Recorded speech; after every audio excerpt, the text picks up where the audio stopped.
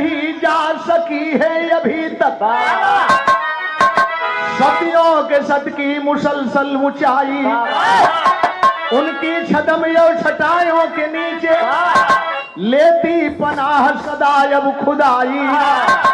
बदला तो सतयुग अभी अपना करवट, आने ही वाला था जुग त्रेता पावन। निकल राहगीर हुए विष्णु सुर पर, उतरना पड़ा धूप खुद बन के दावन।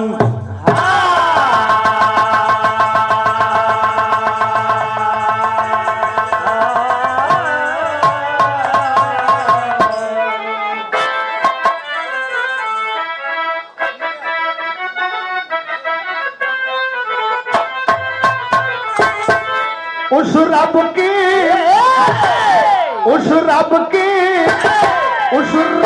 हर अदा को कवियों ने संवारा। उस रब की हर अदा को उस रब की हर अदा को उस रब की हर अदा को कवियों ने संवारा। उस रब के हर अदा को कवियों ने संवारा। कवियों ने संवारा। अरे उस रब के हर अदा को कवियों ने संवारा, कवियों ने संवारा। तोड़ान जाए तोड़ान जाए तोड़ान जाए फूल फिर भी रहता कुंवारा।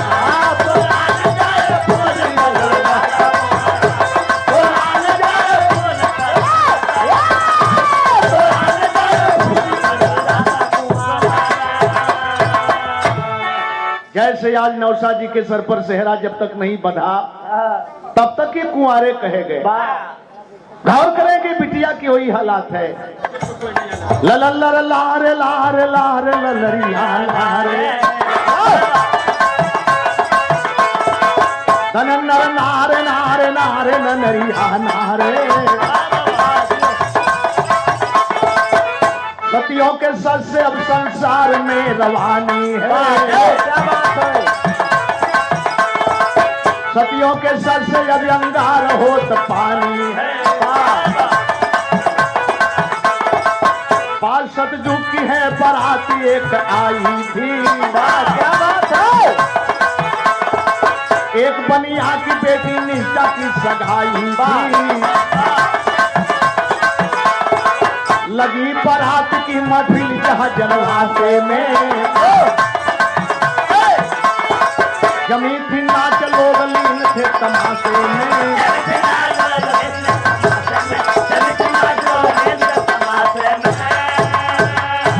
एक थे बारात ऐसा आइल बा, ओ बारात में नाच आइल बा और नाच में बहुत बढ़िया महफिल सजावल बा। जमाने के लोग बैठ के झूमत हुए नाचत देखत हुए पैसा लुटावत हुए। लेकिन बगल में वही गांव में पड़ोस में जहां बरतिया आइल है वही गांव में एक दुल्हन नई नवेली दुल्हन अपने घर से बाहर निकलती है तो देखती क्या है, उसका पति चरपाई पर बैठ करके रो रहा था, सिसकियां भर रहा था। बड़ा स्नेह बड़ा ममता बा। आया है वो दुल्हन जब बाहर निकलती है देखती उसका पति सिसकियां ले रहा है। आया है बोली के रे काहे बदे तू रोवत हुआ। लेकिन जब इस बात को सुना है तो बोला कि पगली आज मेरे रोने का ही दिन है। हमरे बगल में लोग जश्न मनावत हुए और हमरे रोवे का ही दिन है। बताने लगा कहा क्या कहा।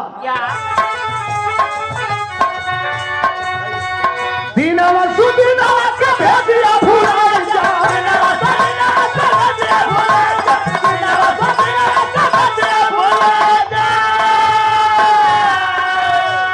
दीनवा सुदीनवा के भेदिया भुलाए जा। डोरी ले गया जाती कवन भाल ले जा।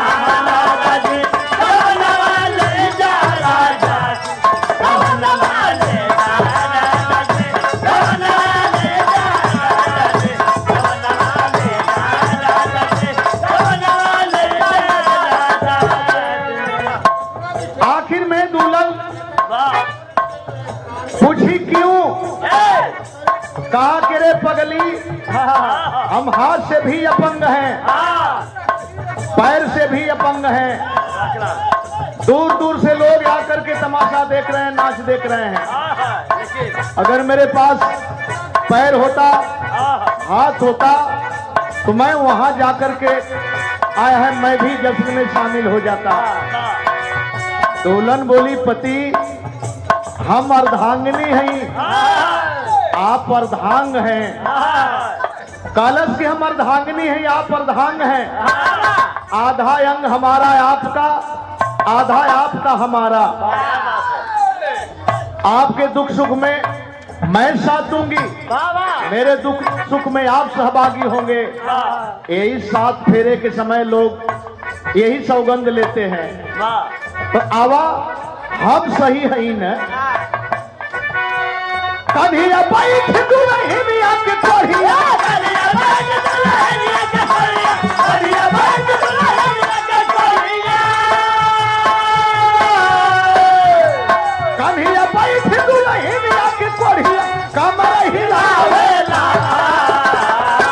चुतर पर तान लगावेला, पीछे से बाजा बजावेला। चुतर पर तान लगावेला, पीछे से बाजा बजावेला। चुतर पर तान लगावेला, पीछे से बाजा बजावेला। सच्चों कबीर भाव में आ गया आइया के गरमा देला संतोष। गौर करेंगे, अपने कंधे पर उठा करके अपने पति को लेकर के चल दी, समियाने से कुछ दूर खड़ी है और खड़ा होकर के नाच दिखाने लगी। नाच देख रहा है, बहुत प्रसन्न है, चुपचाप वो बेचारी शांत खड़ी है, उससे कोई मतलब नहीं। मतलब इतना ही है, हमार पति कम से कम खुश हो जा, ये रोवत रहला है और हम पत्नी हैं, ये अगर तकलीफें हुए तो इनके तकलीफ में सहभागिता हमार जरूरी बा। काहो ठीक लगत है ना? कल बहुत बढ़िया लगत है। और यतने ना,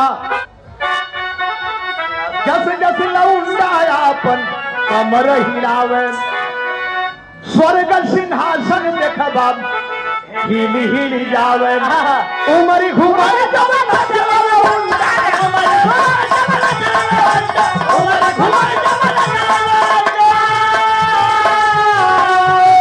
उमरी घुमरी जमाना चलावे, कोई मन भावेला। आय हाय इतने ना, जब लौंडा मंच पर ताल तोड़े फिर के तई मेहरुआ के कन्हिया पर बैठल नाचे लगे, वही पर ऐठत बैठत है। जब उसको कूदे तो ई वही पर से कूदे करे। अब ये पता ना है कि हम मेहरारू के कान्ही पर है कि हम जमीन पर है। आय हाय यानी बिल्कुल भूल गया, नाच में मशगूल है, विभोर है। लेकिन एक चीज बतावे, नाचने वाले, गाने वाले, बजाने वाले, जहां तक इनकी आवाज जा रही थी वहीं तक लोग प्रभावित हैं। ये कोढ़ी था, पत्नी के कंधे पर था, इसके नाचने का परिणाम तो कहीं और निकलने लगा। स्वर्ग से दिक्कत होने लगी, जेके मन भगवान कहल जाला, वहां दिक्कत होगा लगल। का दिक्कत होगा लगल? तर्ज लगल,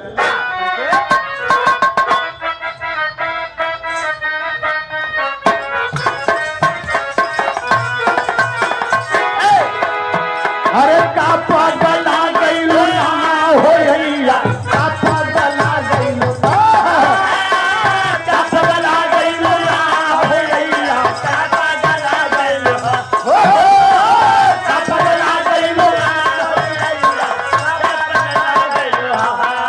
हम तो खुद ही बनिला बहुरहिया, हम तो खुद ही बनिला बहुरहिया, अइया का पगला गइलो। हम तो खुद ही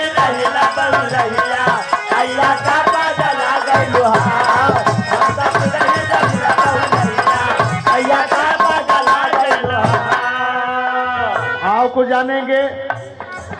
कौनो भी तर्ज धुन के पीछे कुछ न कुछ रहस्य होला।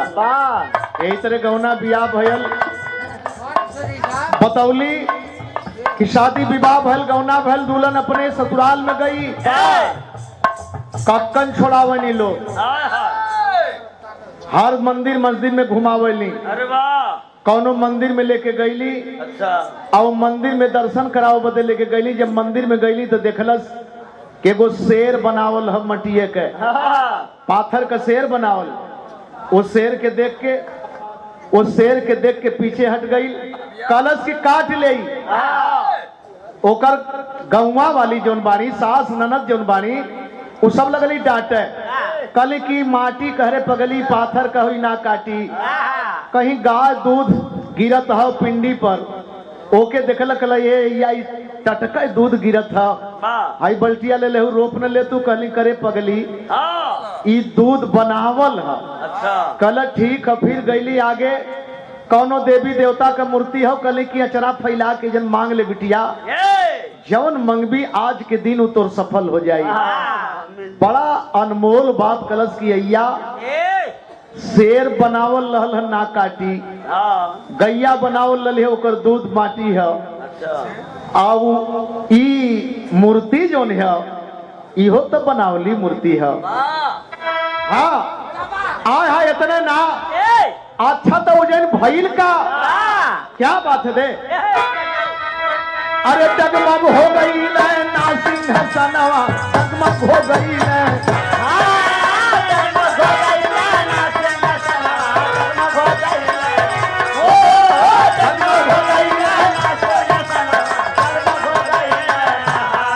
बिसुरु सोचल अपने मनवा बिसुरु सोचल अपने मनवा काहे डगमग हो गई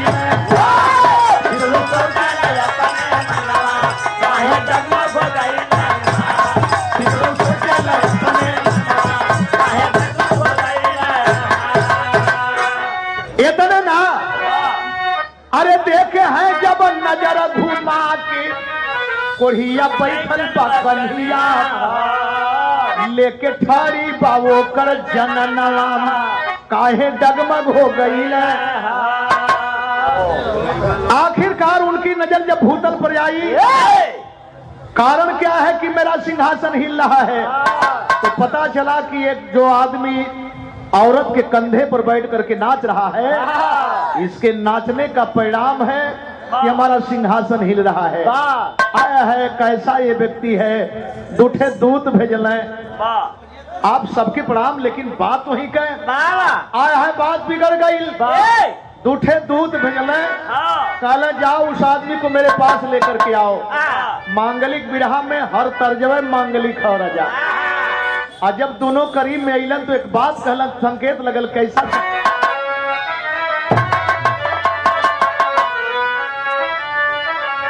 फिर उसका लाइन तो से चढ़ती डर लागे मोरे गोइया देखला में बीरस का लहर एक एक कहला बीरस का लहर से चढ़ती डर लागे मोरे गोइया रे सैया घुघट पट खोले हो राजा घुघट पट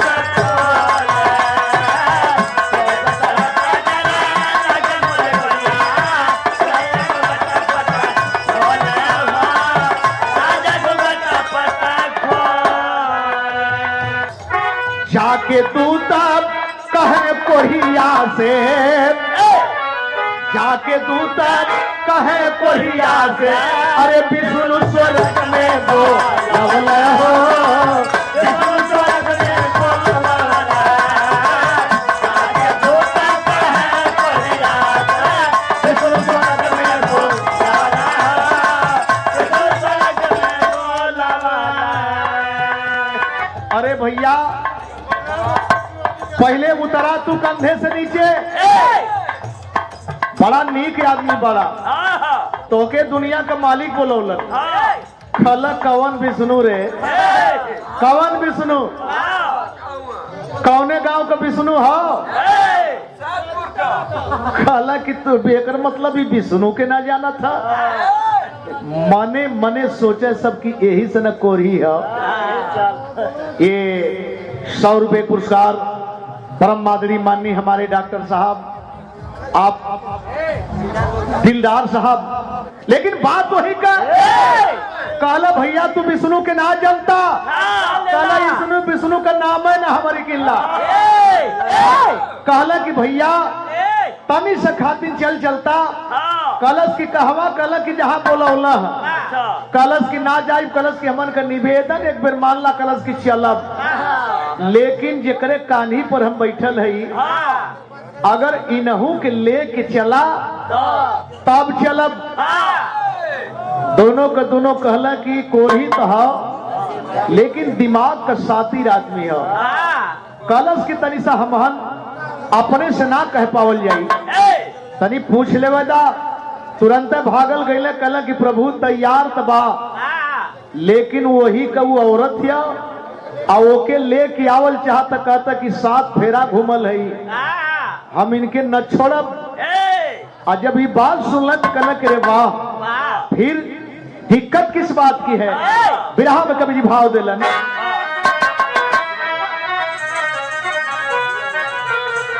अरे दुल्हनिया साथे जई है स्वर्ग में, कहे दुल्हनिया साथे जई है स्वर्ग में, हंस के कहे दूध तब कोढ़िया से बचनिया।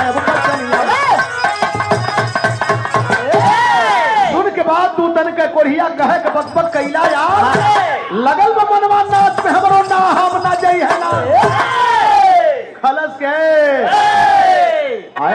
दोनों के दोनों भागल अइला, कहला कि भैया लियावले चला। कहला खबरदार से एकदम ना, एकदम ना, न हम जाइब न हमार मेहरारू। कहला भैया काहे आपत कहला, कहला कहली तो कहली, बड़ा चिरौरी कैला सब। आज जब बड़ी चिरौरी कैले तब मान गल कलश की चलब, लेकिन इन नचियो चली तब चली। दोनों के दोनों कहला कि सरवा ये गांव घर में एक खटिया पर से 2 खटिया पर करे में तनिको टाइम ना लगत। आए है कहलस की नचियो लेके चलबा तब चलब। दोनों के दोनों कहला कि तनी सा समझ ले बता। कहला कि प्रभु तैयार तो भयल, मेहरारू के साथ साथ तू नचियो बहुत समझावल गल के जैन इंद्र का दरबार लगला, नर्तकियां नाचती हैं, परियां नाचती हैं, लेकिन एकदम न करत था। कलश की जवन नाच हमके जम गई, अगर यह चली तब चलब। कहला कि अगर ऐसी बात है तो फिर देर किस बात की है, जाओ नाच भी लेकर के आओ। दोनों को दोनों कहला ये भाई हो पगलाई गल होता। अच्छा हर बात पर तैयार होके पुनः आए सब, और एक बात कहले कहले का पहपट लगल।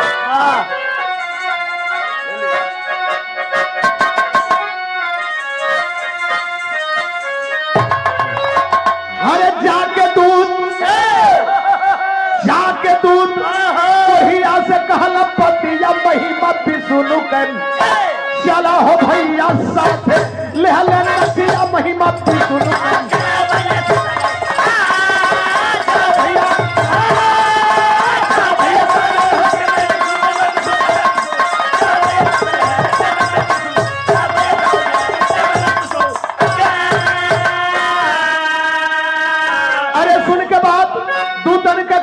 कहे का माथा गईला खाई हो का देखी है देखवैया, जब नचिया स्वर्ग चली जाई हो। कल हमके बेवकूफ बनौले हुआ सो, पैसा दे के बोलौले हुआ मलिकार, अब बिना पैसा का हम ले चली विष्णु के यहाँ। ई लोग का देखी है, मंचवा देखी है, भगाया से न हम जाई न मेहरारू जाई न नाच। दोनों के दोनों कहला कि नीक बेइज्जत कैलस, इतन नीक बेइज्जत कैलस, अब का कैल जा। कहला एक बार भैया, एक बार हमहन वाली खाली कैदा, हमहनों के रोजी रोटी का सवाल है। कलश की गिड़गिड़ात हुआ, मेहरारू कलश की एक बार मानी कहन जात हुआ, कलश की चलब। लेकिन नचिया के संगे बरतियो चली, बाजा वाला चली है, दूबे जी चली है। कलश की एकदम ना जाई, आया है तुरंत दोनों के दोनों भागल कैला, कहला कि अब हम ना जाई। मरलस की उपजिया के रख देलस। मेहरारू के बात कैलस, फिर नाच के बात कैलस, फिर बारात के बात कैलस। अब लाइट माइक खाना बनावे वाला खियावा वाला सब चली, सब चलो। दुनिया के मालिक बोले कि तुम लोग नहीं जाओगे तो लो मैं जाता हूँ। जा प्रभु। देखा ये प्रेम, ये प्यार, ये माता श्री हमारे ललित भैया की ये पुनः 200 रुपए पुरस्कार, ये तीसरा चौथा पुरस्कार आपके द्वारा है। कन्या पक्ष से बहुत बहुत आपको चरणों करता हूँ, प्रणाम करता हूँ। लेकिन बिरहा के सार की तरफ चल रहा हूँ। क्या बात है,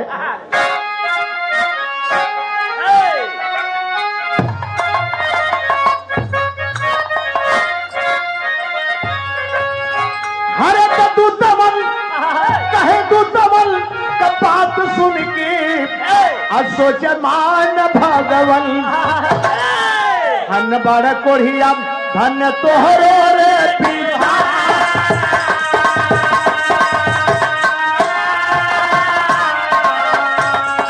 हन बड़ कोढ़िया धन तोहरो रे पीछा।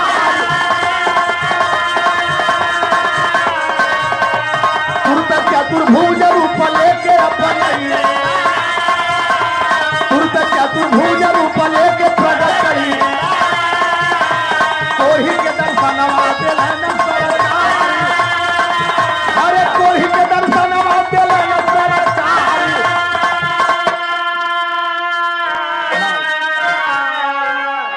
आए हैं नीचे आए, और जब नीचे अले तब जाके उतरल, और जब उतरल तो देखा यही जन से रूपरेखा बदलत है। क्या क्या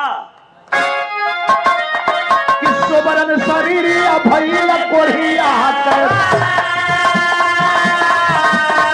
अरे महासती में गई तिरिया गिरा, महासती में गई तिरिया गिरा।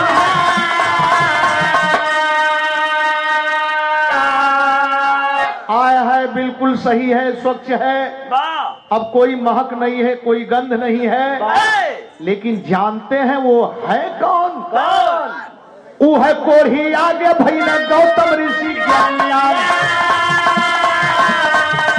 गौतम का जनाना हो हिला सुघर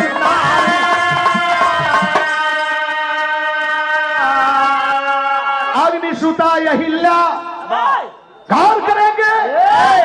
गौतम ऋषि की पत्नी, गौतम ऋषि का प्रभाव तो अपने जगह पर था ही, लेकिन पत्नी अहिल्या का प्रभाव जब चारों तरफ फैलने लगा, आया है बात बिगड़ गई, बात बिगड़ गई। हम लोग देवता मान करके, पूजनीय मान करके इंद्र महाराज की पूजा करते हैं, और इंद्र महाराज की जिन लोगों ने पूजा किया उनके साथ कितना बड़ा बर्ताव किए। वो चंद्रमा को मुर्गा के रूप में आवाज दिलवा दिए।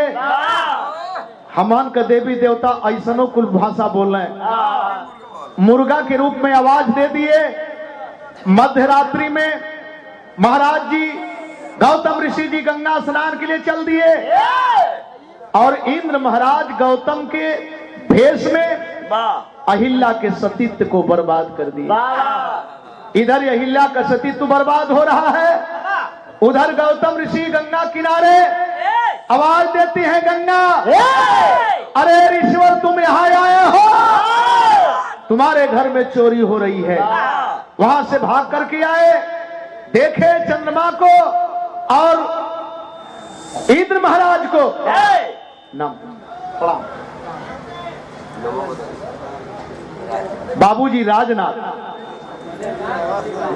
अरिला से ये 50 से पुरस्कार, बहुत बहुत प्रणाम। आप सारे लोगों का सादर सम्मान करते ही, स्वागत करते ही। घर करेंगे बात वही की, चंद्रमा को श्राप दे दिए, जाओ चंद्रमा हमेशा तुम्हारे में दाग जो लगेगी वो कभी छूटेगी नहीं। चंद्रमा तुम्हारे अंदर जो दाग लगेगी वो कभी छूटेगी नहीं, वहीं से दाग लगी। और इंद्र को श्राप दिए कि जाओ, एक भाग के लिए इतना बड़ा धोखा किए हो एक सती के साथ में, तुम्हारे शरीर में भग ही भग हो जाए। इंद्र महाराज के शरीर में चारों तरफ भग ही भग हो गया। लेकिन जब अपने पत्नी के सामने पड़े, बोले अहिल्या तो 7 फेरा डाली थी ना, तो कैसी पत्नी है रे? पत्नी का मतलब वो होता है अंधेरी रात में अपने पति के अंगुली के पोर को पकड़ ले तो पहचान कर ले कि आपन हुआ कि दूसर, और तुम्हारा सतीत्व बर्बाद हो गया और तू पहचान नहीं पाई। आया है प्रस्तर हो जा, अहिल्या प्रस्तर हो जा। लेकिन मेरे बाबूजी ये घटना तो अपने जगह पर रही। आया है आगे भइल का, अरे जहां चतुर्भुज विष्णु तारन तार कैलन वही लेके स्वयं राम अवतार यही ले।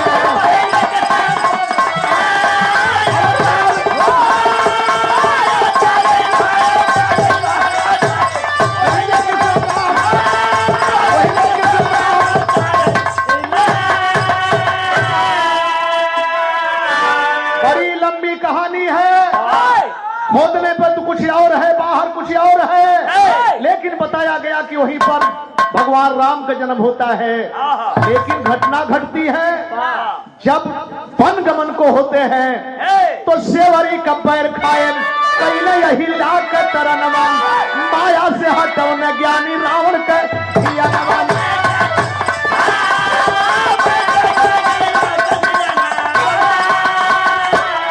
अरे भाई विभीषण कहाँ थे से सिंगार कैलन, भाई विभीषण कहाँ थे से सिंगार कैलन वही लेके स्वयं राम अवतार यही है।